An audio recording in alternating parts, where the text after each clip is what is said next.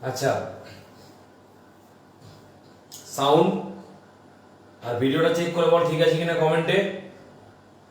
আর আমি একটা মোবাইল দিয়ে তোদের কিছু দেখানোর চেষ্টা করছি, একটু সময় লাগবে ওটা রেডি করতে।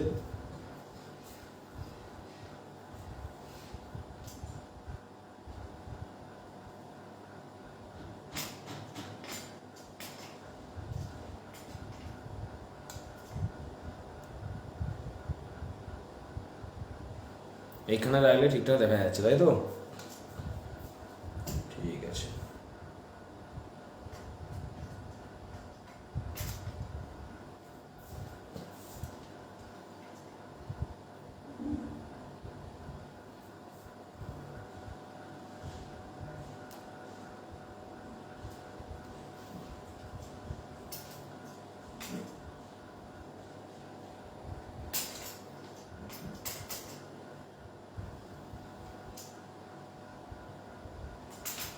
তোরা অডিও ভিডিওটা আগে দেখে নে ঠিক আছে কিনা।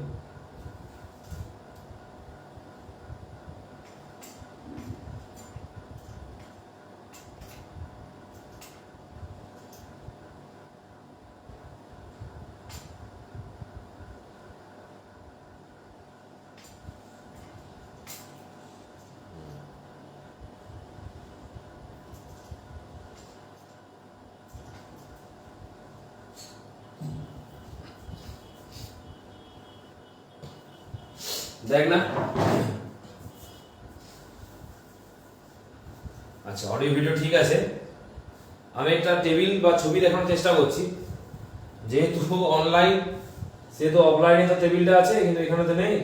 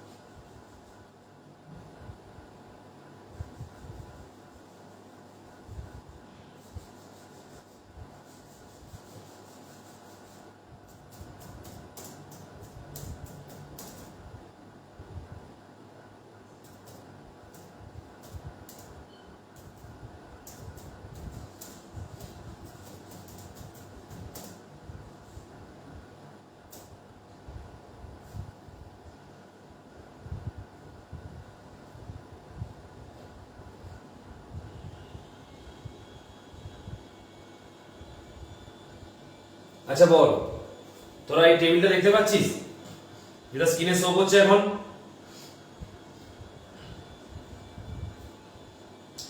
দেখ, একটা টেবিল আমি দেখাচ্ছি তোর সামনে, এটা তোরা দেখতে পাচ্ছিস? পারফেক্ট বোঝা যাচ্ছে? পরে আমি তোদেরকে ছবি পাঠিয়ে দেবো হোয়াটসঅ্যাপে।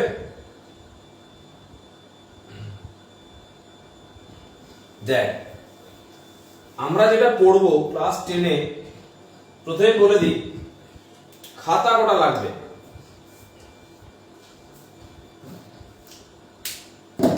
প্রথমত দুটি খাতা লাগবে। ছবিটা ভালো করে দেখ, আমি না থাকলেও হবে, স্ক্রিনে ছবিটাই মেন। শোন, দুটি খাতা লাগবে, একটি ফিজিক্স পার্টের জন্য, একটি কেমিস্ট্রি পার্টের জন্য, যেমন 9-এ করেছিলি।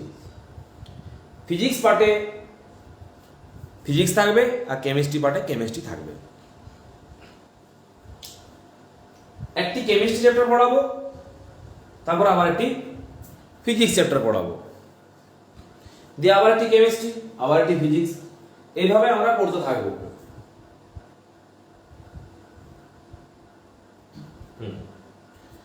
এখন আপাতত ছবিটা মোবাইল থেকে দেখার চেষ্টা কর,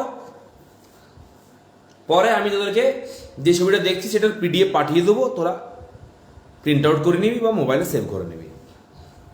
তাহলে খাতার কথা বললাম, দুটো খাতা করবি, ফিজিক্স পার্টের জন্য, একটা কেমিস্ট্রি পার্টের জন্য। আচ্ছা, 3 নম্বর একটা খাতা করতে হবে প্র্যাকটিসের জন্য। কি প্র্যাকটিস? না, কোনো একটা চ্যাপ্টার পড়ানোর পর চ্যাপ্টারের শেষে সেই চ্যাপ্টারের কিছু প্র্যাকটিস সেট আমি তোকে দেবো। না, কিরকম প্র্যাকটিস সেট? না ধর আমরা প্রথমে পড়ছি পর্যায় সারণী, পিরিয়ডিক টেবিল। দেখ ওই টেবিলটা যেটা শো করছে তার উপরে লেখা আছে periodic table of the elements, অর্থাৎ পর্যায় সারণী, মৌলসমূহের পর্যায় সারণী। তো চ্যাপ্টার শেষে আমি তোদেরকে একটা করে কপি দেবো, সেখানে বিগত 20 বছরে, মানে আগের যে 20 বছর, সেই 20 বছরের মাধ্যমিকে পড়ে যাওয়া প্রশ্নগুলো লেখা থাকবে, কোন সালে কোন প্রশ্নটা পড়েছে, শুধুমাত্র চ্যাপ্টার ওয়াইজ, এই চ্যাপ্টার থেকে। সেই 20 বছরের সালের প্রশ্নের উত্তর তোদেরকে ওই খাতাতে করতে হবে। কোন খাতাটাতে? না, যেটা সালের খাতা বলে আমি একটা খাতা করতে বললাম, সেটা এখনই করতে হবে না, এখন আপাতত একটা খাতা হলেই হবে, সেটা হচ্ছে কেমিস্ট্রি পার্ট। কেমিস্ট্রি পার্টের কেমিস্ট্রি চ্যাপ্টার পড়ানোর পর যখন আমি ফিজিক্স চ্যাপ্টার শুরু করব, তোদেরকে আমি আগাম বলে দেবো, তোরা তখন কেমিস্ট্রি খাতার মধ্যে একটি ফিজিক্স খাতাও করে নিবি। তাহলে খাতার ব্যাপারটা গেল। আচ্ছা, যতদিন অনলাইন ক্লাস চলবে ততদিন পড়া ধরার ব্যবস্থা করতে হবে। যেমন গুগল মিটে পড়া ধরতাম, সেই রকমই আমরা পড়া ধরব, ঠিক আছে? সেটা আমি পরে টাইমটা বলবো, আগে দুইটা ক্লাস হোক, একটু ইন্ট্রোডাকশন ক্লাসগুলো হয়ে যাক, পূর্ব পাঠের পূর্ব আলোচনাগুলো হয়ে যাক, তারপর আমি সময় মতো সময় দেবো তোদের সাথে আলোচনা করেই। তাহলে আজকে আমরা এখন শুরু করব পর্যায় সারণী, যাকে বলছি আমরা পিরিয়ডিক টেবিল। এখন এই পিরিয়ডিক টেবিল কি? আগে আমি পিরিয়ডিক টেবিল সম্বন্ধে দুই এক কথা বলছি, তারপরে পিরিয়ডিক টেবিলটা পড়ার জন্য, পুঙ্খানুপুঙ্খভাবে ডিটেলস পড়ার জন্য আমার যেটা সর্বপ্রথম দরকার সেটা হচ্ছে ক্লাস 9-এর কিছু টপিক। হয়তো অনেকে ভুলে গেছে, কেউ পড়েনি, কেউ পড়েছে, কেউ মনে রেখেছে, আমি জানি না কিছুই। আমি ধরলাম কারো কিছু মনে নেই, সেই কারণে পর্যায় সারণী পড়ার জন্য যেটুকু তথ্য ক্লাস 9-এর লাগবে সেটা আমি আজকের এবং পরের দিনের ক্লাসের মধ্যে করিয়ে দিচ্ছি।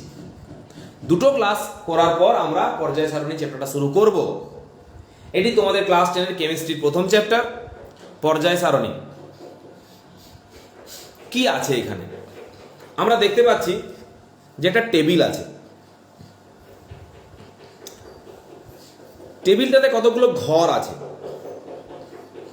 এবং বেশ কিছু ভিন্ন ভিন্ন কালার আছে, রং করা আছে, এবং কিছু মৌলের চিহ্ন লেখা আছে।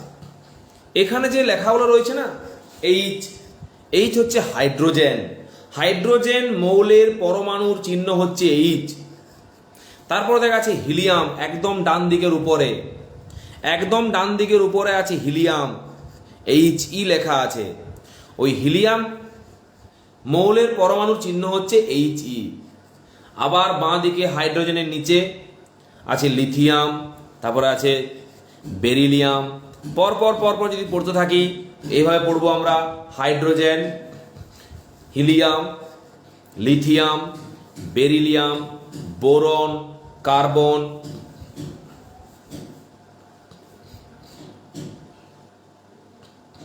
Nitrogen, oxygen, fluorine, neon, sodium, magnesium, aluminium, silicon, phosphorus, sulphur, chlorine, argon, potassium, calcium, scandium, titanium, vanadium, manganese, লৌহ, কোবাল্ট, নিকেল, কপার, জিঙ্ক, এরকম করে করে আমরা পড়তে থাকবো। তো এইভাবে যদি আমরা পড়তে থাকি, এখানে মোট কতজনের নাম আমরা পাবো? না, এই টেবিলটাতে আজকের দিনে 118 জন মৌলের আমরা নাম পাবো।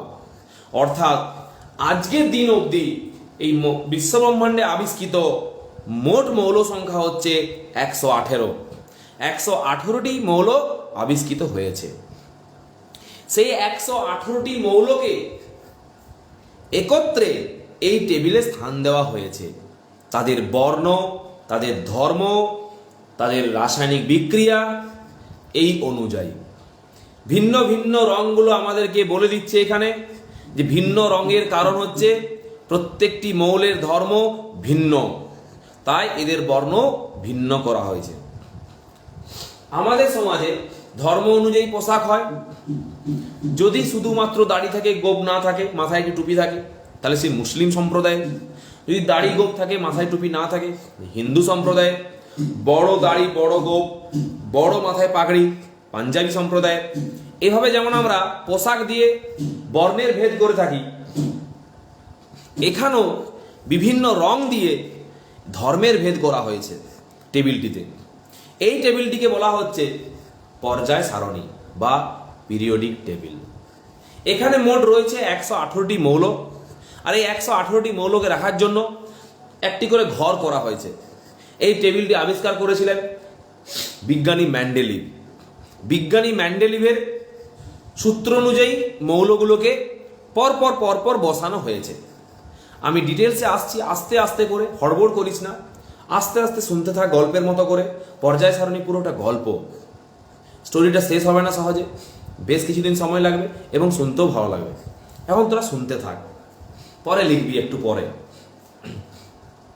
তাহলে এখানে মৌলগুলোকে চিহ্ন দিয়ে লেখা হয়েছে, যেমন হাইড্রোজেনের চিহ্ন H, লিথিয়ামের চিহ্ন Li, সোডিয়ামের চিহ্ন Na, পটাশিয়ামের চিহ্ন K। চিহ্ন লেখার নিয়ম হচ্ছে, যদি তাতে একটি অক্ষর থাকে সেটি বড় হাতের হবে, আর যদি দুটি অক্ষর থাকে তাহলে প্রথমটি বড় হাতের, তারপরটি ছোট হাতের। এটা হচ্ছে চিহ্ন লেখার নিয়ম। এখানে 118টি মৌলের চিহ্ন অনুযায়ী মৌলগুলোকে বসানো হয়েছে। এখন যে টেবিলটা তোরা দেখতে পাচ্ছিস, এটা হচ্ছে মডার্ন পিরিয়ডিক টেবিল, অর্থাৎ আধুনিক পর্যায় সারণী। এই টেবিলটার পূর্বেও একটা টেবিল আছে বা ছিল, সেটাকে বলা হতো পর্যায় সারণী, আর এটার নাম দেওয়া হয়েছে আধুনিক পর্যায় সারণী। কিসের পার্থক্য বলবো পরে, কি চেঞ্জ হয়েছে বলবো পরে, কিন্তু মনে রাখবি যেদিন এই টেবিলটা প্রথম আবিষ্কৃত হয় সেদিনে 118টা মৌল আবিষ্কৃত হয়নি।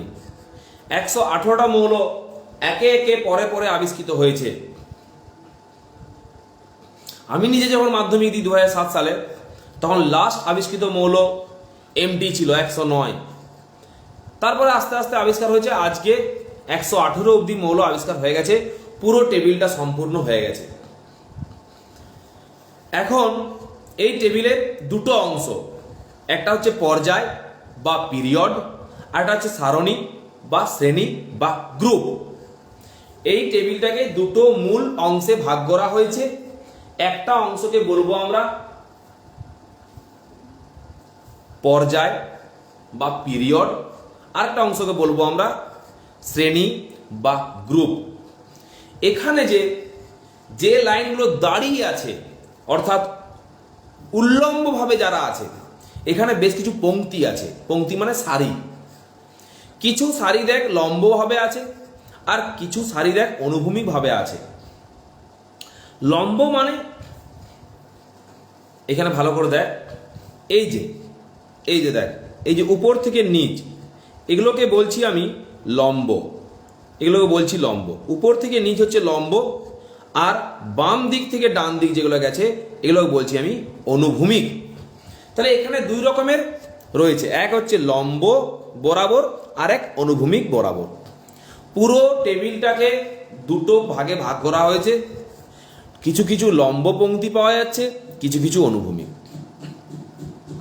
যেমন ধর, যদি আমি লম্ব বরাবর বলতে আরম্ভ করি, hydrogen, lithium, sodium, potassium, rubidium, caesium, francium, এটা হলো লম্ব বরাবর। আর যদি আমি অনুভূমিক বরাবর বলি, তাহলে দেখ, lithium, beryllium, boron, carbon, nitrogen, oxygen, fluorine, neon. তাহলে টেবিলটাকে দুভাবে পড়া যাচ্ছে, এক অভিলম্ব বরাবর, উপর থেকে নিচ বা নিচ থেকে উপর, আর অনুভূমিক বরাবর, বাম দিক থেকে ডান দিক বা ডান দিক থেকে বাম দিক। এখন এই অভিলম্ব বরাবর যেগুলো উল্লম্ব, যেগুলো দাঁড়িয়ে আছে, খাড়া দাঁড়িয়ে আছে, 1 2 3 4 5 6 7 8 9 10 11 12 13 14 15 16 17 18। এখানে 18টি উল্লম্ব সারি আছে। এই 18টি উল্লম্ব সারিকে বলা হয় শ্রেণী বা গ্রুপ। এই উল্লম্ব সারিগুলোকে বলা হচ্ছে শ্রেণী বা গ্রুপ। তাহলে আধুনিক পর্যায় সারণীতে কটা গ্রুপ আছে? না, আধুনিক পর্যায় সারণীতে 18টি গ্রুপ আছে। 1 মিনিট দাঁড়া, আমি তো দূরে আছি, কমেন্ট বক্সটা অন করে দিই। তোরা কিছু কমেন্ট করতে চাইলে করতে পারিস, কোনো অসুবিধা নেই। এখন এবারে আমি তোকে গুণে দেখাবো অনুভূমিক কটা পংক্তি আছে। এই দেখ, হাইড্রোজেন দিয়ে শুরু, হিলিয়াম দিয়ে শেষ একটা, লিথিয়াম দিয়ে শুরু, নিয়ন দিয়ে শেষ দুটা, সোডিয়াম দিয়ে শুরু, আর্গন দিয়ে শেষ তিনটা, পটাশিয়াম দিয়ে শুরু, ক্রিপ্টন দিয়ে শেষ চারটা, রুবিডিয়াম দিয়ে শুরু, জেনন দিয়ে শেষ পাঁচটা, সিজিয়াম দিয়ে শুরু, রেডন দিয়ে শেষ ছটা, আর ফ্রান্সিয়াম দিয়ে শুরু, অর্গানিজম দিয়ে শেষ, ওজি দিয়ে শেষ, এফআর ওজি 7টা। তাহলে আমরা কটা পর্যায় পেলাম? এই অনুভূমিক পংক্তিগুলোকে বলা হচ্ছে, অনুভূমিক সারিগুলোকে বলা হচ্ছে পর্যায় বা পিরিয়ড। এই পর্যায় বা পিরিয়ড কটা রয়েছে আমাদের? 7টা। তাহলে আধুনিক পর্যায় সারণীতে, আধুনিক পর্যায় সারণীতে শ্রেণী বা গ্রুপ আছে 18টি, পর্যায় বা পিরিয়ড আছে 7টি। এই প্রশ্নটা বারবার কিন্তু পরীক্ষায় আসে যে পর্যায় সারণীতে শ্রেণী কটা আছে আর পর্যায় কটা আছে। তাহলে আমরা দেখে নিলাম, শ্রেণী আছে 18টি, পর্যায় আছে 7টি। শ্রেণী কাদেরকে বলবো? না, পর্যায় সারণীতে লম্ব সারিগুলোকে বলবো আমরা শ্রেণী, আর পর্যায় সারণীতে অনুভূমিক সারিগুলোকে বলবো আমরা পর্যায়। এই দেখ, এই পেনটা যেভাবে আছে এগুলো হচ্ছে পর্যায়, এইভাবে 7টা আছে, আর এইভাবে যেগুলো আছে সেগুলো হচ্ছে সব শ্রেণী বা গ্রুপ। তাহলে আমরা পুরো টেবিলটাকে দুটো ভাগে ভাগ করে নিলাম।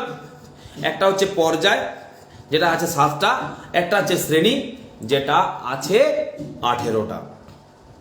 এবারও দেখ, প্রত্যেকটি মৌল কোনো না কোনো পর্যায় বা কোনো না কোনো শ্রেণীতে অবস্থান করছে। যেমন ধর আমি নিলাম অ্যালুমিনিয়াম, Al। এই অ্যালুমিনিয়াম রয়েছে দেখ 3 নম্বর পর্যায়ে, 1 2 3, আর অ্যালুমিনিয়াম রয়েছে দেখ উপরে দেখ 13 লেখা আছে, 13 নম্বর শ্রেণীতে। তাহলে পর্যায় সারণীতে অ্যালুমিনিয়াম মৌলের পরমাণুর অবস্থানটি হলো 3 নম্বর পর্যায় এবং 13 নম্বর শ্রেণীতে। এটা এখন আমরা টেবিলটা দেখে দেখে বলছি, একটা সময় আসবে যখন আমরা শিখে যাব, টেবিল দেখার দরকার হবে না, অ্যালুমিনিয়াম বললেই তুই সঙ্গে সঙ্গে বলতে পারবি যে অ্যালুমিনিয়াম 3 নম্বর পর্যায়ে 13 নম্বর শ্রেণীতে অবস্থান করেছে। বল, আমি এতক্ষণ ধরে যা কিছু বললাম তোরা সেটা বুঝতে পারলি কিনা? কমেন্ট কর, কমেন্ট করার পর আমি বাকিটা কথাটা আবার বলতে শুরু করব।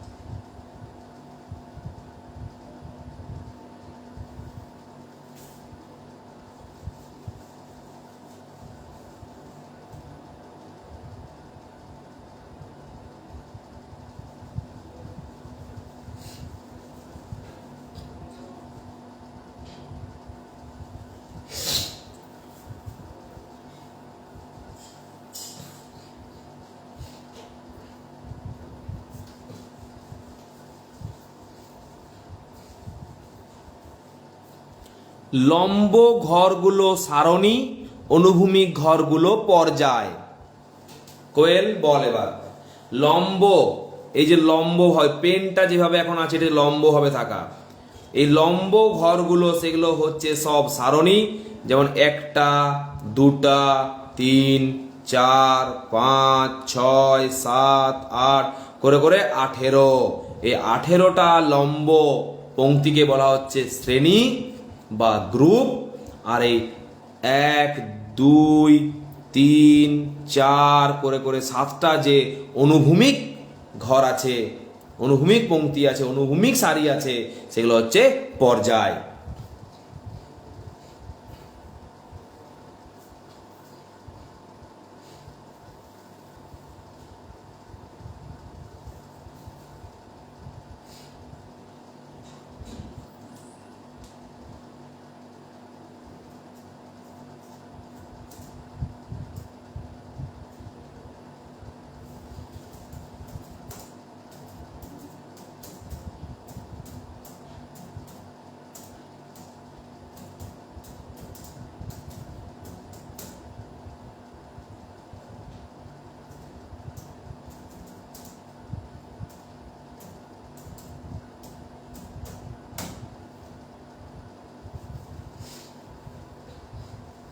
ওকে, এবার দেখ এই ভিন্ন ভিন্ন রঙগুলো দেওয়ার কি কারণ?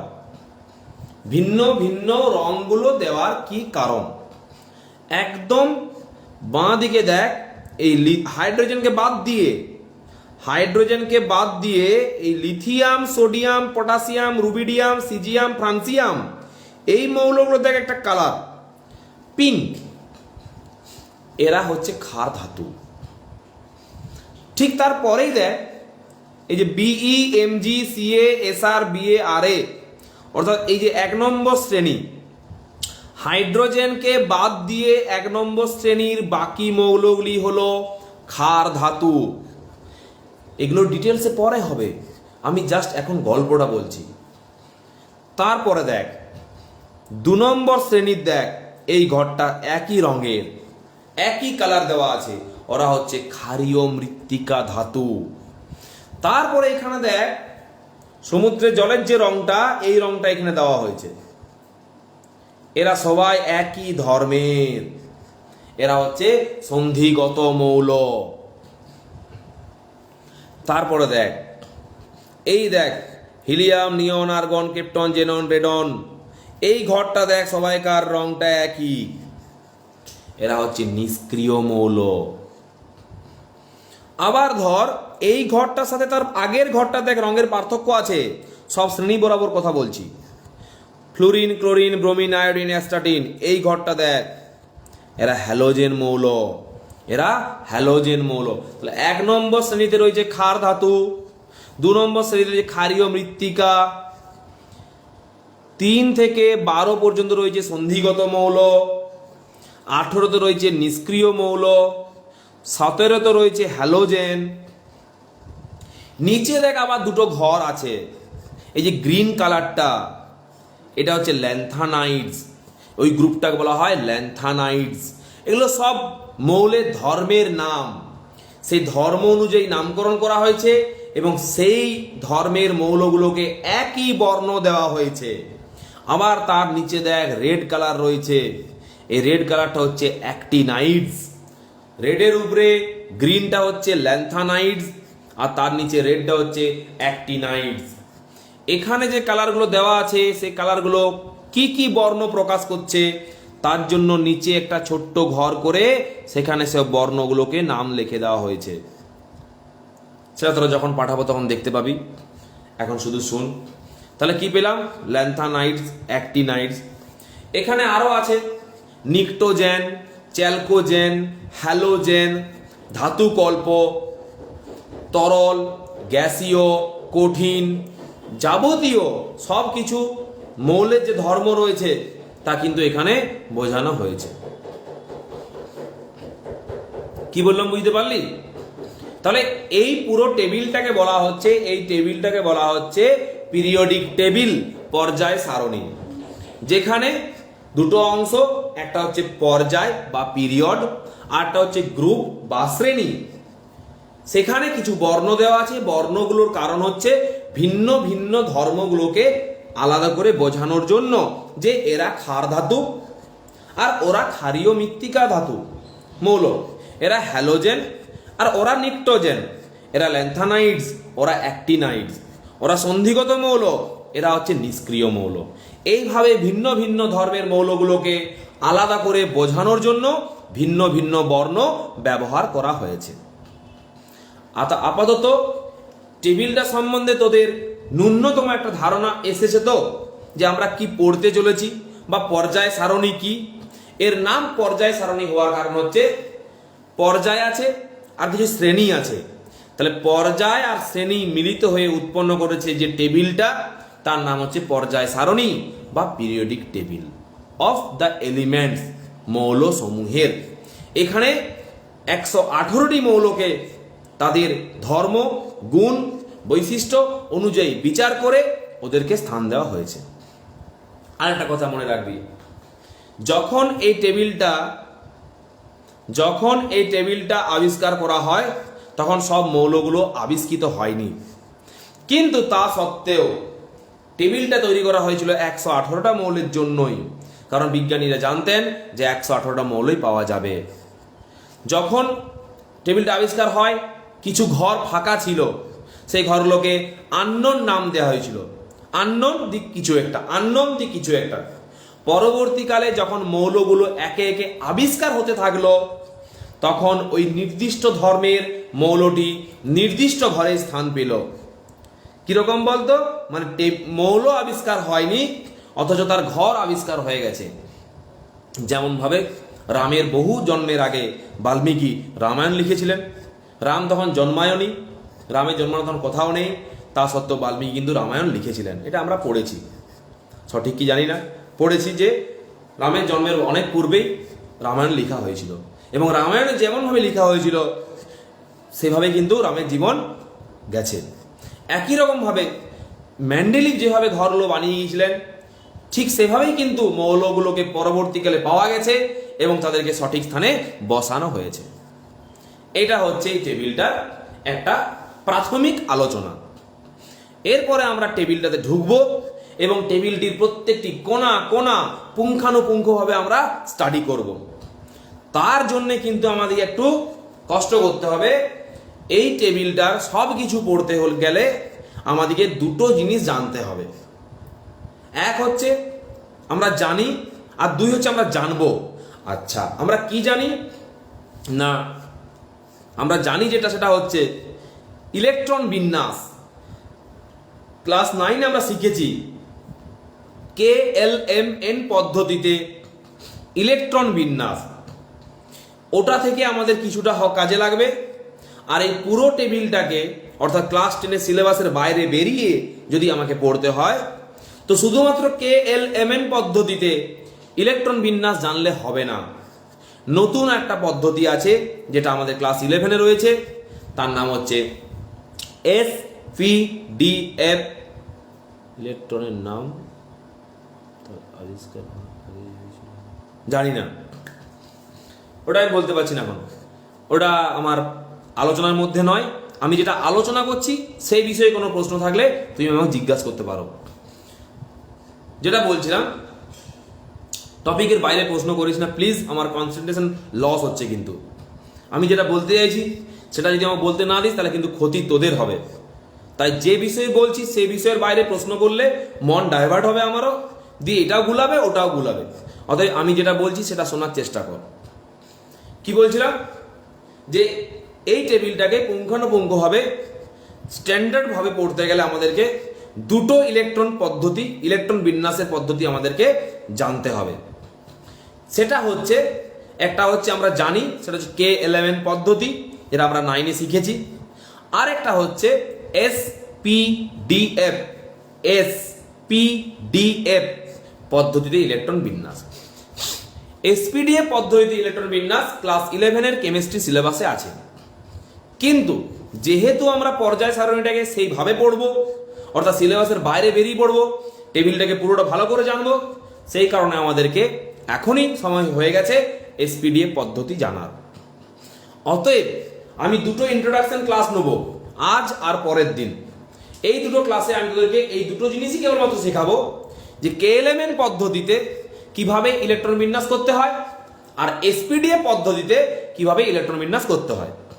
এই দুটো পদ্ধতিতে ইলেকট্রন বিন্যাস যদি আমরা জেনে নিতে পারি তাহলে কিন্তু মনে রাখবি যে আমরা এই পর্যায় সারণীর কোনো তথ্যই আমাদের অজানা থাকবে না বা আমাদের বাধা আসবে না জানতে গিয়ে।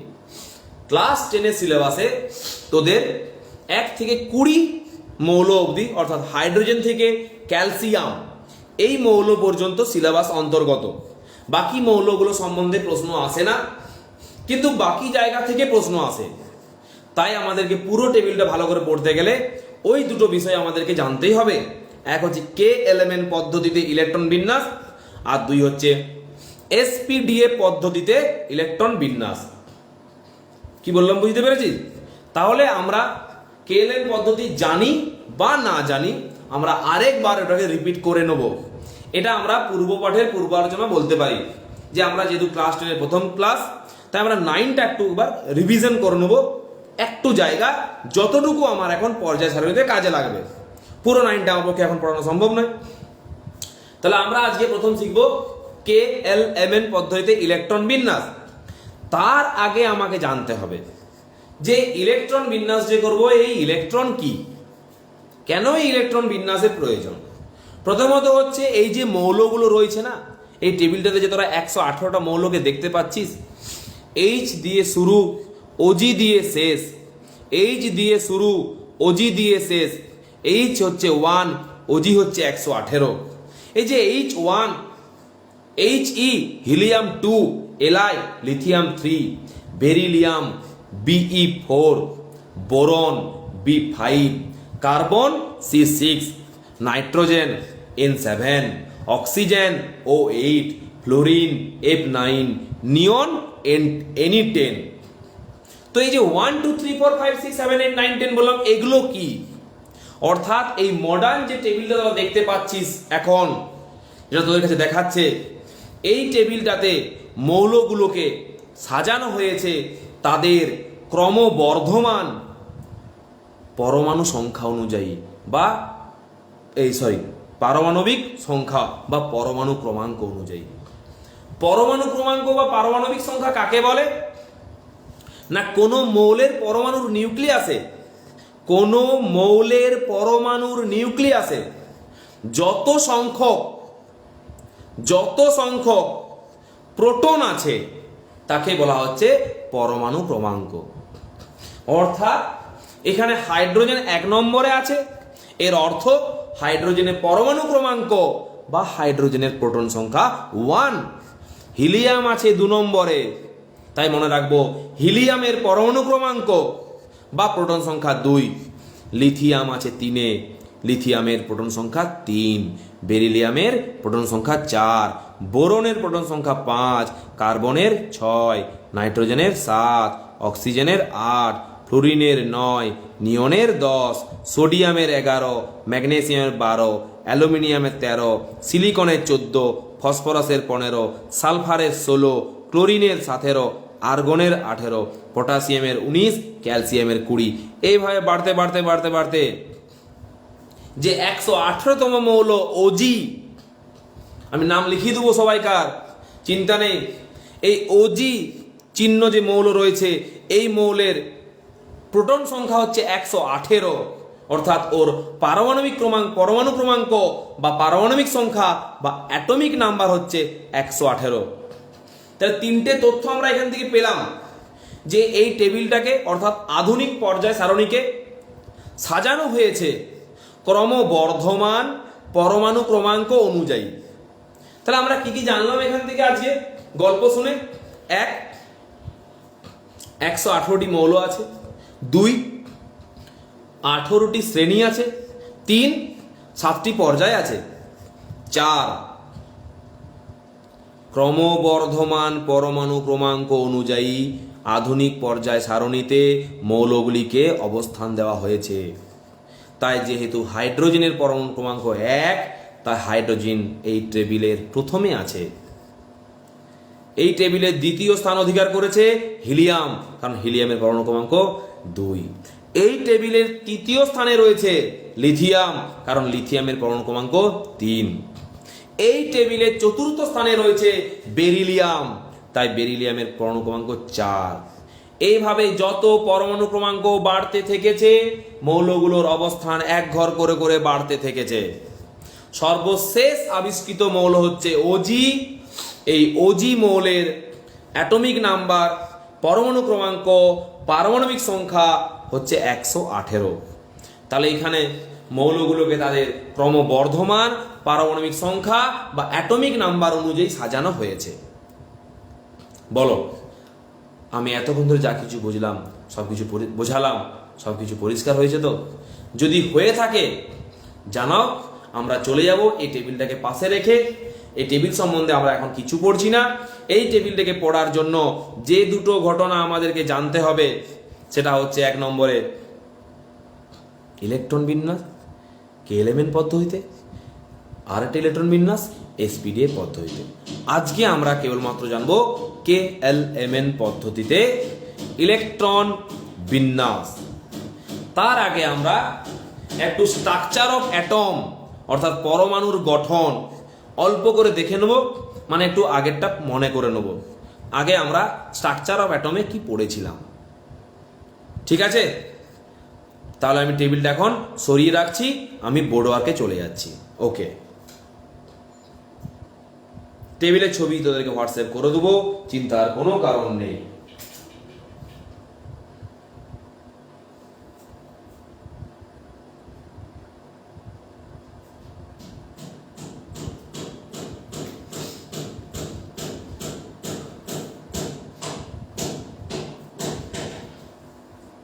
ওকে, এখন আমরা স্ট্রাকচার অফ অ্যাটম অর্থাৎ অ্যাটমিক স্ট্রাকচার চ্যাপ্টারটা ক্লাস 9 যেটা পড়েছিলাম, সেটা থেকে আমরা অল্প একটু জ্ঞান নেব। কিরকম? হেডিং করো পরমাণুর গঠন।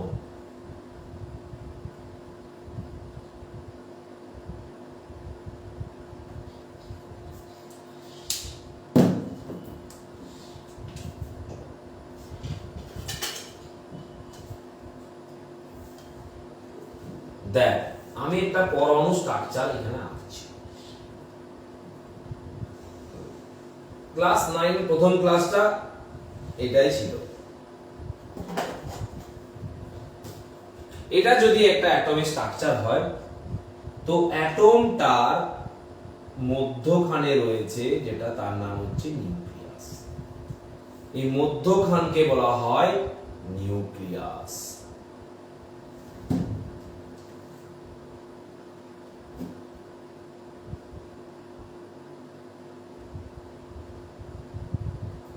নিউক্লিয়াস আমি বলছি, আস্তে আস্তে শুনে যা।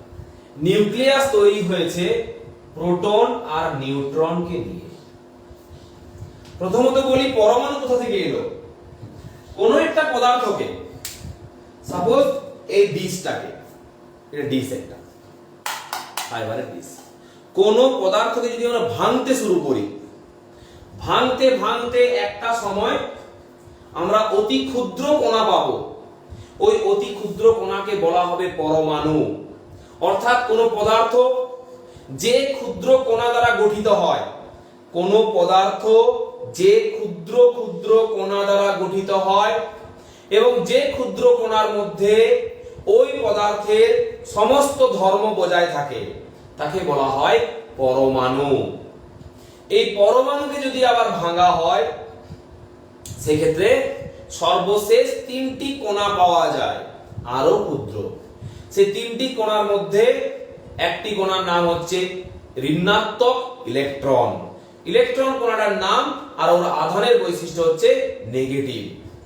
আর পাওয়া যায় ধনাত্মক প্রোটন, কণার নাম প্রোটন, আধানের প্রকৃতি ধনাত্মক। আর পাওয়া যায় নিস্তড়িত নিউট্রন, অর্থাৎ কণার নাম নিউট্রন, আধানের প্রকৃতি নিস্তড়িত, পজিটিভও নয় নেগেটিভও নয়। তাহলে একটা পরমাণুর মধ্যে 3টি কণা পাওয়া যায়। এক হচ্ছে ঋণাত্মক ইলেকট্রন, ধনাত্মক প্রোটন আর নিস্তড়িত নিউট্রন। এরা পরমাণুর মধ্যে কোথায় আছে, কিভাবে আছে, তা আমরা ডিটেইলস ক্লাস 9 এ পড়েছি, তাই তো? এখন আমাদেরকে অল্প জানবো যে এই পরমাণুর দুটো অংশ, পরমাণুর প্রধান দুটো অংশ, একটা অংশের নাম হচ্ছে নিউক্লিয়াস, যেটা পরমাণুর কেন্দ্রে রয়েছে, আর একটা অংশের নাম হচ্ছে ইলেকট্রন মহল বা নিউক্লিয়াস বহির্ভূত অঞ্চল। ইলেকট্রন মহল বা নিউক্লিয়াস বহির্ভূত অঞ্চল। এই নিউক্লিয়াস বহির্ভূত অঞ্চলে রয়েছে বিভিন্ন কক্ষ বা অরবিট বা অরবিটাল, বিভিন্ন কক্ষ রয়েছে। এই কক্ষগুলোতে বা এই কক্ষগুলোতে ইলেকট্রন ঘোরাঘুরি করে নিউক্লিয়াসের চারদিকে। তাই আমরা পরমাণুর কেন্দ্রে যাকে দেখিয়েছি তার নাম হচ্ছে নিউক্লিয়াস, এবং নিউক্লিয়াসের মধ্যে রয়েছে ধনাত্মক প্রোটন এবং নিস্তড়িত নিউট্রন। কিন্তু এই নিউক্লিয়াসের চারদিকে বিভিন্ন কক্ষপথে যারা রয়েছে তারা হলো ঋণাত্মক ইলেকট্রন। আর আমরা নিউক্লিয়াস থেকে যত দূরে যাব তত আমাদের কক্ষপথের নাম পরিবর্তন হবে। নিউক্লিয়াস থেকে নিউক্লিয়াসের সবদিক কাছের কক্ষের নাম কে, তারপরে যে কক্ষ রয়েছে তার নাম হচ্ছে এল, তারপরে যে কক্ষ রয়েছে তার নাম হচ্ছে এম, তারপরে যে কক্ষ আছে তার নাম হচ্ছে এন। এইভাবে নিউক্লিয়াস থেকে যত দূরে যাওয়া যায় কক্ষপথের সংখ্যা তত বাড়তে থাকে, এবং নামকরণ করা হয়েছে কে, এল, এম, এন, ও, পি, কিউ, আর এইভাবে। এবং এই কক্ষপথগুলোতে ঋণাত্মক ইলেকট্রনের বাস। ঋণাত্মক ইলেকট্রন এই কক্ষগুলোতে নিউক্লিয়াসকে কেন্দ্র করে ঘুরছে। বোঝা গেছে? তাহলে দুটো অংশ, এক হচ্ছে নিউক্লিয়াস আর দুই হচ্ছে নিউক্লিয়াস বহির্ভূত অঞ্চল বা ইলেকট্রন মহল। তাহলে আমরা এই ঘরগুলোকে বলবো, এইগুলোকে বলবো আমরা কক্ষ।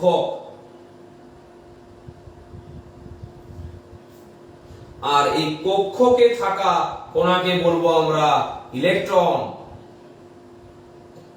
আর এই ইলেকট্রন হচ্ছে নেগেটিভ ই। তাহলে পরমাণুর তিনটি কোণা, electron, proton, neutron. Proton, neutron অবস্থান করেছে পরমাণুর নিউক্লিয়াসে, অর্থাৎ পরমাণুর কেন্দ্রে। আর কেন্দ্রের চারপাশে বিভিন্ন কক্ষপথে ঘুরে বুলছে ইলেকট্রন, ঋণাত্মক ইলেকট্রন। এই যে ঋণাত্মক ইলেকট্রন ভিন্ন ভিন্ন কক্ষপথে অবস্থান করছে, এখান থেকে আমাকে জানতে হবে কোন একটা মৌলের পরমাণুর, কোন একটা মৌলের পরমাণুতে কোন কক্ষে কতগুলো ইলেকট্রন ঘুরছে বা কোন কক্ষে কতগুলো ইলেকট্রন রয়েছে। তাহলে স্যার প্রোটন কেন জানবো না, নিউট্রন কেন জানবো না, ওদের বিন্যাস আমরা কেন পড়বো না, প্রোটন বিন্যাস কেন পড়বো না, নিউট্রন বিন্যাস? তার কারণটা হচ্ছে যে প্রোটন আর নিউট্রন একসাথে এক জায়গাতেই আছে। কোথায়? পরমাণুর নিউক্লিয়াসে বা পরমাণুর কেন্দ্রকে। কিন্তু ইলেকট্রন এক জায়গায় নেই, নিউক্লিয়াসকে কেন্দ্র করে তার চারপাশে বিভিন্ন কক্ষপথে ঘুরছে এবং নির্দিষ্ট সংখ্যায় নয়। তাই আমাদেরকে এই সংখ্যাটা নির্দিষ্ট করতে হবে এবং জানতে হবে কোন কক্ষে সর্বোচ্চ কতগুলো ইলেকট্রন থাকতে পারে। সেটা যদি আমরা জানতে পারি তাহলে আমরা মৌলটার পরমাণু ক্রমাঙ্ক অনুযায়ী তার ইলেকট্রন বিন্যাস করে তার কোন কক্ষে কটা ইলেকট্রন আছে আমরা বলতে পারবো। তাহলে এখন এটা হচ্ছে অ্যাটমের স্ট্রাকচারটা, ছবিটা সবাই এঁকে নেবে। বোর্ডে যা যা কিছু করব অবশ্যই বোর্ড ওয়ার্ক করবে।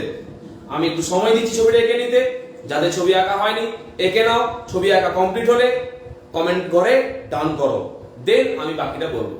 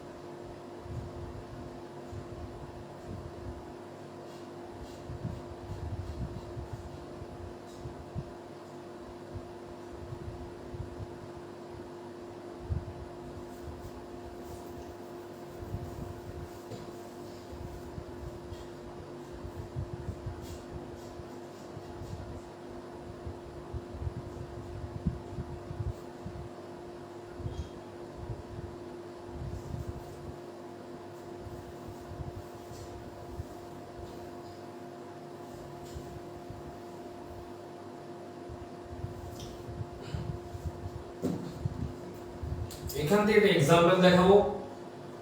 যেমন ধর ক্লোরিন, ক্লোরিনের চিহ্ন হচ্ছে Cl, Cl এটা হচ্ছে ক্লোরিন, Cl হলো ক্লোরিনের চিহ্ন।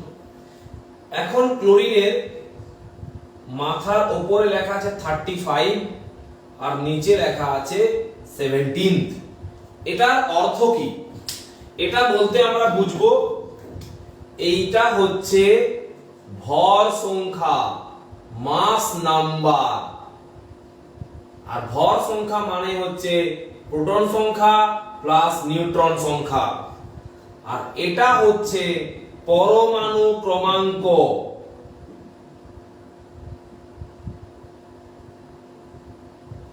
আর এই পরমাণু ক্রমাঙ্কই হলো মৌলের প্রোটন সংখ্যা। পরমাণু ক্রমাঙ্কই হলো মৌলের প্রোটন সংখ্যা। তাহলে কোনটা মৌলের চিহ্নের নিচে যেটা লেখা হয় সেটা হচ্ছে ওর পরমাণু ক্রমাঙ্ক বা প্রোটন সংখ্যা, আর মাথাতে বা উপরে যেটা লেখা হয় ডান দিক বাঁ দিকের সাথে কোনো সং নেই, যে কোনো দিকে লেখা যেতে পারে।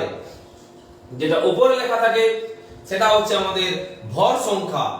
ভর সংখ্যা অর্থাৎ প্রোটন সংখ্যা প্লাস নিউট্রন সংখ্যা অর্থাৎ নিউক্লিয়াসের ভর, আর নিচে লেখা থাকে পরমাণু ক্রমাঙ্ক অর্থাৎ প্রোটন সংখ্যা। তাহলে আমরা এই ক্লোরিন মৌলের পরমাণুর ইলেকট্রন প্রোটন নিউট্রনের মান আমরা লিখতে পারবো। এখান থেকে পরিষ্কার দেখতে পাওয়া যাচ্ছে যে প্রোটন সংখ্যা সমান 17। তাহলে বলো আমাকে এখান থেকে নিউট্রন কটা আছে? বলো দেখি কমেন্ট বক্সে নিউট্রন কটা আছে?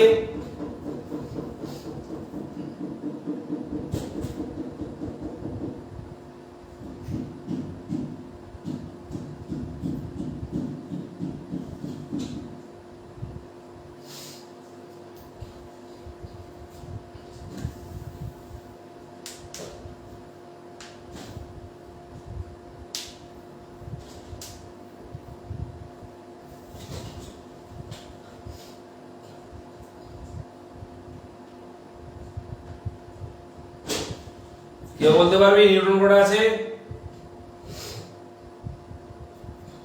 দেখ, প্রোটন প্লাস নিউট্রন হচ্ছে 35 আর প্রোটন একাই হচ্ছে 17। তাহলে নিউট্রনটা বিয়োগ করে দাও। 35 - 17 = 18। কেউ বলতে পারবি এই মধ্যে ইলেকট্রন কটা আছে?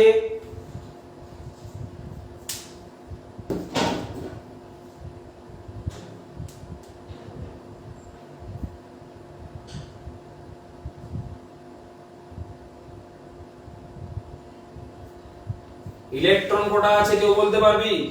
Cl 17 35। মৌলটি পরমাণুটির মধ্যে কটি ইলেকট্রন রয়েছে? 18টি। কারণটি মনে রাখবি।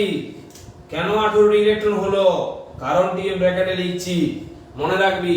কোন মৌলের পরমাণুতে যতগুলি ধনাত্মক প্রোটন থাকে ঠিক ততগুলি ঋণাত্মক ইলেকট্রন থাকে। কেন না তার কারণ হচ্ছে পরমাণু সামগ্রিকভাবে নিস্তড়িত। পরমাণুর মধ্যে 3টে কণা আছে, তার মধ্যে একজন নিস্তড়িত, তার উপর পরমাণুর আধান নির্ভর করে না, অর্থাৎ নিউট্রন, ওকে বাদ দাও। পড়ে রইল দুজন আধানগ্রস্ত কণা, একজন ধনাত্মক প্রোটন আর একজন ঋণাত্মক ইলেকট্রন। ধনাত্মক যদি বেশি হয় তাহলে পরমাণু হবে ধনাত্মক প্রকৃতির, ঋণাত্মক যদি বেশি হয় পরমাণু হবে ঋণাত্মক প্রকৃতির। কিন্তু পরমাণু নিস্তড়িত প্রকৃতির। এর থেকে কি প্রমাণিত হয়? যে যতগুলো ধনাত্মক আধান আছে ততগুলো ঋণাত্মক আধান আছে।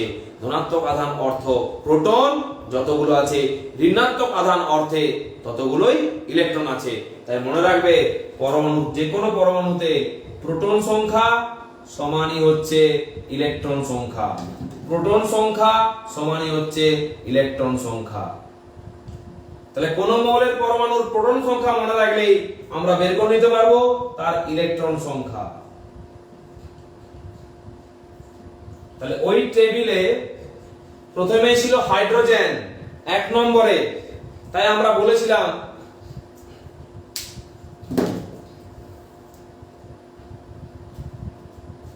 সরি 17টি হবে, সরি প্রোটন সংখ্যা সমান ইলেকট্রন, প্রোটন 17 হলে ইলেকট্রন 17, যেটা হবে সেটা হবে, লিখতে ভুল হয়েছে। তাহলে মনে রাখবি আমরা টেবিলটাতে যেটা পড়ছিলাম হাইড্রোজেন 1, এই 1টা কি ইলেকট্রন না প্রোটন? না, এই 1টা প্রোটন। হাইড্রোজেন 1, এই 1টা প্রোটন। কারণ টেবিলটাতে মৌলগুলোকে, টেবিলটাতে পরমাণুগুলোকে সাজানো হয়েছে তাদের ক্রমবর্ধমান পরমাণু ক্রমাঙ্ক অনুযায়ী, ক্রমবর্ধমান ইলেকট্রন সংখ্যা অনুযায়ী কিন্তু নয়। তাই টেবিল অনুযায়ী H1 কথার অর্থ হচ্ছে হাইড্রোজেনের পরমাণু ক্রমাঙ্ক 1।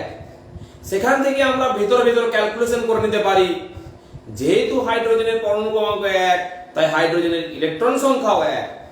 কারণ আমরা জানি ইলেকট্রন সংখ্যা সমানই হচ্ছে, প্রোটন সংখ্যা সমানই হচ্ছে ইলেকট্রন সংখ্যা। তাই কোন মৌলের পরমাণুর পারমাণবিক সংখ্যা, পরমাণু ক্রমাঙ্ক, অ্যাটমিক নাম্বার, সেটাই হচ্ছে ওই মৌলের পরমাণুর ইলেকট্রন সংখ্যা। ঠিক আছে? তাহলে ইলেকট্রন সংখ্যা বার করার জন্য আমি কি করব? ওর প্রোটন সংখ্যাটাকে নিয়ে নেব। প্রোটন সংখ্যা আর ইলেকট্রন সংখ্যা সমান, কিন্তু আধান প্রকৃতি আলাদা, প্রোটন ধনাত্মক, ইলেকট্রন ঋণাত্মক। তাই মিলিতভাবে সমান থাকায় পরমাণু সামগ্রিকভাবে নিস্তড়িত। মনে থাকবে? এটা সবাই বোর্ড ওয়ার্কটা করে নাও।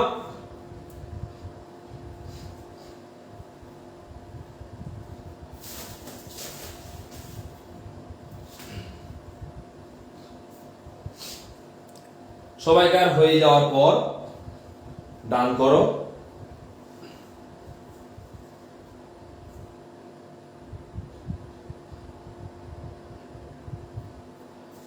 কেউ যদি ক্লাস চলাকালীন অ্যাড হয়ে থাকিস, প্রথম দিকটা তার হয়তো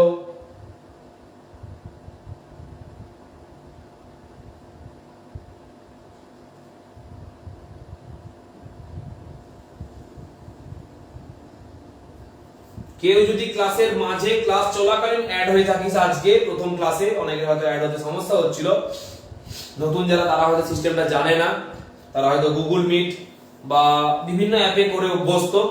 আমরা তো সেই অ্যাপে করে, আমি সেই অ্যাপে করে অভ্যস্ত নই, আমি যেভাবে করি সেভাবেই করব। সেই কারণে হয়তো সবাই অ্যাড হতে পারিসনি সময় মতো।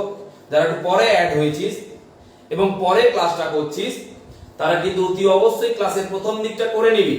ক্লাস কখনোই ডিলিট হবে না, সমস্ত ক্লাস সেভ থাকবে। তুমি তোমার সময় মতো করতে পারো এবং রিপ্লে করে রিপিটও দেখে নিতে পারো।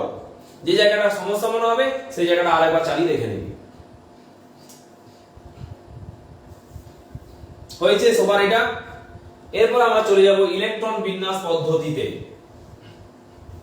কিসে? ইলেকট্রন বিন্যাস পদ্ধতি। হেডিং করো কে এলএমএন পদ্ধতিতে ইলেকট্রন বিন্যাস। কে এল এম এন ওগুলো কি বলে? কে এল এম এন হচ্ছে নিউক্লিয়াসের চারদিকে যে ইলেকট্রনগুলো ঘুরছে, তারা যে কক্ষ ঘুরছে সেই কক্ষগুলোর নামকরণ করা হয়েছে কে এল এম এন। তাহলে হেডিংটা হবে আমাদের কে এল এম এন পদ্ধতিতে ইলেকট্রন বিন্যাস।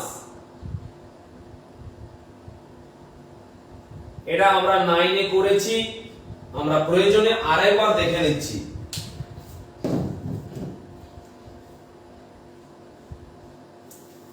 ঠিক আছে?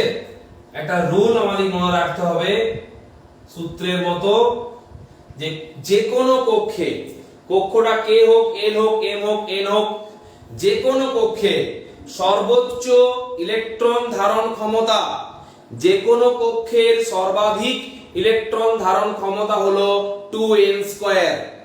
এটাকে আমি বলছি, তাহলে দেখো যে কোনো কক্ষের সর্বাধিক ইলেকট্রন সংখ্যা হলো 2n²। এটা একটা সূত্র, সব কক্ষের জন্যই এই সূত্রটা 2n স্কয়ার। n টা মনে রাখবি এখানে কি বটে, n সমান মুখ্য কোয়ান্টাম সংখ্যা,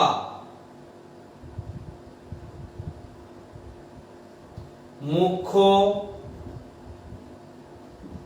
কোয়ান্টাম সংখ্যা। আমি আজকে মুখ্য কোয়ান্টাম সংখ্যা কি পড়াচ্ছি না, তো অবশ্যই পড়াবো, যেদিন টপিকে আসবে সেদিন পড়বো। এই মুখ্য কোয়ান্টাম সংখ্যাটা কি হয় না, যত কক্ষ বাড়তে থাকে মুখ্য কোয়ান্টাম সংখ্যার মানও 1 করে বাড়তে থাকে। প্রথম কক্ষের মুখ্য কোয়ান্টাম সংখ্যা 1, অর্থাৎ কে কক্ষের মুখ্য কোয়ান্টাম সংখ্যা হচ্ছে, কে কক্ষের n হচ্ছে 1।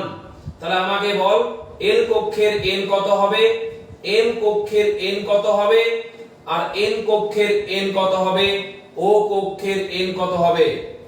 মনে রাখবি এই মুখ্য কোয়ান্টাম সংখ্যা n এর মান কক্ষপথ বৃদ্ধির সাথে সাথে 1 ঘর করে বৃদ্ধি পায়, আর যে ঘরটা প্রথম শুরু হয়েছে সেই ঘরের মুখ্য কোয়ান্টাম সংখ্যার মান হচ্ছে 1। তাহলে l কক্ষের কত হবে, n কক্ষের কত হবে, n এর কত হবে, o এর কত হবে। প্রত্যেকটি কক্ষের জন্য মুখ্য কোয়ান্টাম সংখ্যার মান ভিন্ন, এবং মানটি কি রকম না, মানটি প্রত্যেকটি কক্ষের জন্য 1 করে বাড়বে। আর প্রথম কক্ষের মুখ্য কোয়ান্টাম সংখ্যার মান হলো 1, অতএব দ্বিতীয় কক্ষের মুখ্য কোয়ান্টাম সংখ্যার মান হবে 2, তারপরে 3, তারপরে 4, তারপরে 5, এভাবে বাড়তে থাকবে।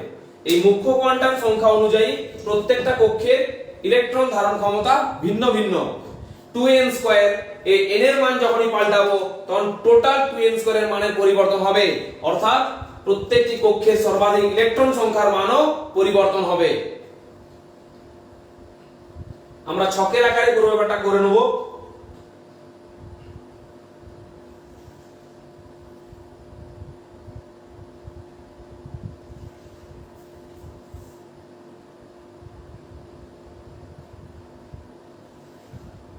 এটা ছক করে নাও সবাই।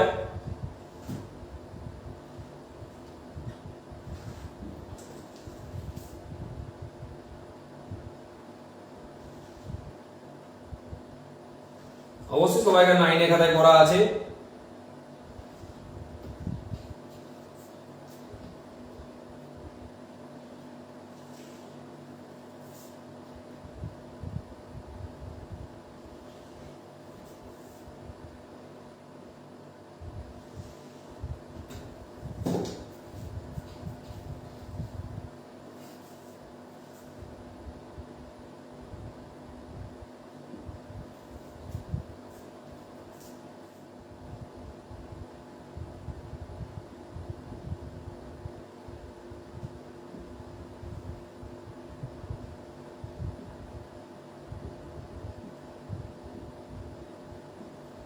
সর্বাধিক ইলেকট্রন সংখ্যা, সর্বাধিক ইলেকট্রন সংখ্যা। দেখ প্রথম কক্ষের নাম হচ্ছে কে, সেখানে n এর মান হচ্ছে 1, তাহলে সর্বাধিক ইলেকট্রন সংখ্যা কত না, সর্বাধিক ইলেকট্রন সংখ্যা হচ্ছে 2n স্কয়ার। তাহলে 2n স্কয়ার কে কক্ষের জন্য ভ্যালু কত দিবে, 2n স্কয়ার হচ্ছে 2 ইনটু 1 তার হোল স্কয়ার সমান 2 ইনটু 1 সমান 2। অর্থাৎ এখান থেকে বোঝা যাচ্ছে যে কে কক্ষে সর্বাধিক ইলেকট্রন ধারণ ক্ষমতা হচ্ছে 2। সর্বাধিক ধারণ ক্ষমতা কথার মানে ওর থেকে বেশি নিতে পারবে না, কিন্তু ওর থেকে কম নিতে পারবে। কেউ একজন খাবার খাওয়ার পর 4টি মিষ্টি খেতে পারে, তার মানে সে নাও খেতে পারে। সে এক খাবার খাওয়ার পর কেউ সর্বাধিক 4টি মিষ্টি খেতে পারে, ম্যাক্সিমাম 4টি মিষ্টি খেতে পারে। এর অর্থ কি, সে নাও খেতে পারে, সে একটা খেতে পারে, সে দুটো খেতে পারে, সে 3টা খেতে পারে, 4টা খেতে পারে, সে 5টা কখনোই খেতে পারে না। সর্বাধিক কথার মানেই হচ্ছে তাই। তাহলে কে কক্ষে সর্বাধিক ইলেকট্রন সংখ্যা হতে পারে 2, কিন্তু তা বলে একও হতে পারে, একও হতে পারে। l n সমান 2 নিজেরাও করতে পারবে, 2 ইন্টু 2 স্কয়ার সমান 2 ইন্টু 4 সমান 8, অর্থাৎ এল কক্ষে সর্বাধিক ইলেকট্রন ধারণ ক্ষমতা হচ্ছে 8। তার মানে এই নয় যে এর কক্ষে 8টা ইলেকট্রন থাকতে হবে, 8টা হতে পারে 7 6 5 4 3 2 1 0, যে কোনো সংখ্যা হতে পারে। ওর সর্বাধিক ধারণ ক্ষমতা 8, কিন্তু কখনোই 9 হতে পারে না, 10 হতে পারে না, 11 হতে পারে না, কিন্তু 8 হতে পারে, 8 এর কম হতে পারে, আবার নাও থাকতে পারে।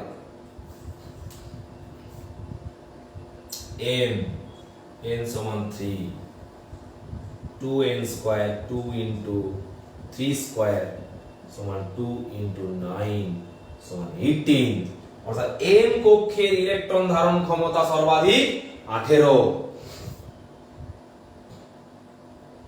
n সমান 4 প্লাস 6 7 শিখেছিস, 8 শিখেছিস, 9 শিখেছিস, 10 করালাম, কখনো ভুলবি না, ভীষণ ভীষণ গুরুত্বপূর্ণ বিষয়।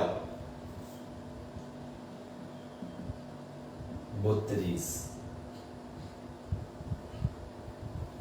আর যদি n এর মান 5 হয়, এই সূত্রটার বেশ কিছু লিমিটেশন আছে, সেটা আমি পরের দিনে করাবো। 50, এই ছকটা করার পর এই 50 এর পাশে একটা ক্রস চিহ্ন দিবি, কারণ ওটা কখনোই হবে না। তাহলে এটা 2, এটা হবে, এটা 8, এটাও হবে, এটা 18, এটাও সম্ভব, এটা 32, এটাও সম্ভব, এটা 50, এটাও সম্ভব। কারণ কে এলিমেন্ট পদ্ধতিতে ইলেকট্রন বিন্যাস করতে গেলে কিছু রুল মনে রাখতে হবে, অর্থাৎ লিমিটেশন, সীমাবদ্ধতা। এই সূত্রটা যে সীমাবদ্ধতা আছে, তাই এই সূত্রের পরবর্তী সূত্র এসপিডিএফ আবিষ্কার হয়েছে, যাতে কোনো সীমাবদ্ধতা না থাকে, সব রকমের মৌলের পরমাণুর ইলেকট্রন বিন্যাস করা যায়। আমাকে জানাও তোমাদের পুরো ব্যাপারটা বোঝা গেল কিনা এবং লিখতে পারলে কিনা। তাহলে বল, আমরা যে ছবিটা এঁকেছিলাম, সেই ছবিতে কে ঘরে কটা ইলেকট্রন থাকতে পারে? সব থেকে বেশি দুটা। দুটার বেশি ইলেকট্রন কে ঘরে কোনোদিনই থাকবে না। 8টার বেশি ইলেকট্রন এর ঘরে কোনোদিনই থাকবে না। আবার 18 এর বেশি ইলেকট্রন এম ঘরে থাকবে না। 32 এর বেশি ইলেকট্রন এন ঘরে থাকবে না। 50 এর বেশি ইলেকট্রন নয়, এই 32টাই লাস্ট। কোন ঘরে সবথেকে ইলেকট্রন সংখ্যা এই 32 এর বেশি হতে পারে না, অর্থাৎ মুখ্য কোয়ান্টাম সংখ্যা n এর মান 4 এর বেশি, 5 6 7 8 9 9 10 যা খুশি হোক না কেন, সর্বোচ্চ ইলেকট্রন সংখ্যা সে 32ই হবে। 50 বা তারপরে ধরলো কিন্তু হবে না। অর্থাৎ কোন একটা কক্ষে সর্বোচ্চ কত ইলেকট্রন ধারণ করতে পারে? 32, তার বেশি পারবে না। তাহলে মুখ্য কোয়ান্টাম সংখ্যার মান যাই হোক না কেন, তার মুখ্য কোয়ান্টাম সংখ্যার মান 4 পর্যন্ত প্রযোজ্য, তারপরে 4 রয়ে যাবে, আর নতুন করে 5 আসবে না। সেই সব লিমিটেশন আমি পরের দিন শেখাবো, কারণ যখন এই নিয়ম দিয়ে আমি ওই টেবিলের মৌলগুলোর ইলেকট্রন বিন্যাস করাবো, তখন তোকে আমি লিমিটেশনটা শেখাবো এবং লিখাবো। আজকে তোরা টেবিলটার গল্পটা শুনলি অল্প, আর কেএলএম পদ্ধতিতে ইলেকট্রন বিন্যাসটা শিখলি। এই দুটো টপিককে ভালো করে রেডি করে রাখ, এর উপর বেস করে পরের দিনে বাকি ক্লাসটা আবার হবে। তারপরে আবার শেখাবো নতুন পদ্ধতি। তার হয়ে যাওয়ার পর দুটো পদ্ধতি শিখে নেওয়ার পর যখন তোরা নিজেরা করতে পারবি, তবেই আমি তখন আবার শুরু করব টেবিলটা পড়াতে।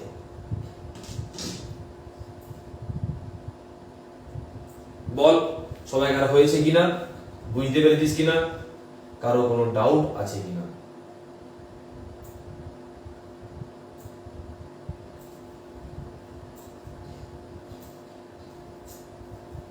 হয়ে গেলে অতি অবশ্যই ডান করে দে। এবং আজকে আমাদের এই পর্যন্তই রইল।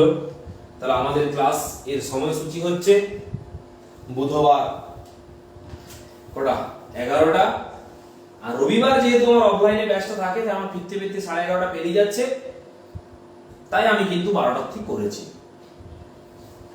আজকে ডেটটা হচ্ছে 12টা থেকে, আর বুধবার হবে 11টা থেকে। অনলাইন টাইমটা হচ্ছে বুধবার 11 AM তার সাথে রবিবার 12 PM এটি হচ্ছে অনলাইনের টাইম, অনলাইন লাইভ। যদি কারোর এই সময়টি না হয়ে থাকে, অতএব এই সময়ের পর বুধবার 11টার পর তুমি যে কোনো সময় ক্লাসটা সিন করতে পারবে, আর রবিবার 12টার পর যে কোনো সময় তুমি ক্লাস করতে পারবে। ওর আগে পারবে না, কিন্তু মনে রাখবে যদি কেউ লাইভ না করো, দিনের অন্য সময় করো, কিন্তু সে বুধবারের ক্লাসটা রবিবারের আগে কিন্তু করে নেবে, আর রবিবারের ক্লাসটা আবার বুধবারের আগে করে নেবে। পড়া ধরার ক্লাস আমি সময় মতো দিয়ে দেবো। এখন দুদিন ক্লাসটা একটু হোক, টেবিলটা শুরু করি, কারণ এগুলো পড়া ধরার কিছু নেই, এগুলো আমাদের পূর্ব পাঠের পূর্ব আলোচনা, আগে পড়েছি। নতুন যেটা শিখবো সেটা পড়া ধরার কিছু নেই, সিলেবাসের বাইরে। সিলেবাসের বাইরে কোনো জিনিসের পড়া আমি ধরবো না, সিলেবাসের ভিতরে পড়া ধরবো, কিন্তু সিলেবাসের বাইরে কিছু জিনিস পড়াবো একটু এক্সট্রা, সেটা দেখতে পাবি পড়তে পড়তে। আর পড়া ধরার ক্লাস আমি বলবো কবে থেকে হবে, সব ব্যাচগুলো সেট হয়ে যাক, শুরু হয়ে যাক, হয়েছে। তোদের কিন্তু নেক্সট ডে ক্লাস ছুটি থাকবে, ঠিক আছে? অর্থাৎ আজকে রবিবার, এরপর ক্লাস হচ্ছে বুধবার, ক্লাস বুধবারে ছুটি থাকছে। আমার একটু বাইরে যাওয়ার আছে, বিয়ে বাড়ি আছে আর কি একটা, তো যেতে হবে, সেই কারণে বুধবারে ক্লাস ছুটি থাকবে। তার মানে এরপর নেক্সট ক্লাস আবার পরে রবিবার 12টা থেকে। তখন আশা করি ডিসেম্বর শুরু হয়ে যাচ্ছে। তাহলে মনে রাখবি আমাদের ডিসেম্বর থেকে ক্লাস স্টার্ট হলো। নভেম্বরে জাস্ট একটা ক্লাস, একটু ইন্ট্রোডাকশন, একটু আলোচনা করলাম, একটু গল্প করলাম, গল্পের ক্লাসটা আমাদের শেষ হলো আজকে। পরের দিন থেকে আমরা, অর্থাৎ ডিসেম্বর থেকে ক্লাস স্টার্ট হবে। জানি না পরের রবিবার কি হচ্ছে, যা হচ্ছে হচ্ছে। তাহলে নেক্সট ডে ক্লাস ছুটি থাকছে, এরপরে ক্লাস হবে আবার রবিবার। তার মধ্যে তুমি এটা একটু ভালো করে পড়ে রাখবে, যদিও কিছুই পড়ায়নি। বই কিনতে পারো, নিজের ইচ্ছা মতো যে কোনো বই কিনতে পারো। আমার তরফ থেকে কোনো বই কেনার প্রয়োজন নেই, আমি কোনো বই বলবো না কিনতে। তুমি যে কোনো বই কিনতে পারো, এবং যে চ্যাপ্টারটা আমি পড়া শুরু করছি তুমি চ্যাপ্টারটা বাড়িতে নিজে পড়তেও পারো, অবশ্যই, ঠিক আছে? কি কিছু বলবি কমেন্টে? একাধিকবার কমেন্ট করতে পারিস কোনো সমস্যা থাকলে পড়ানো নিয়ে।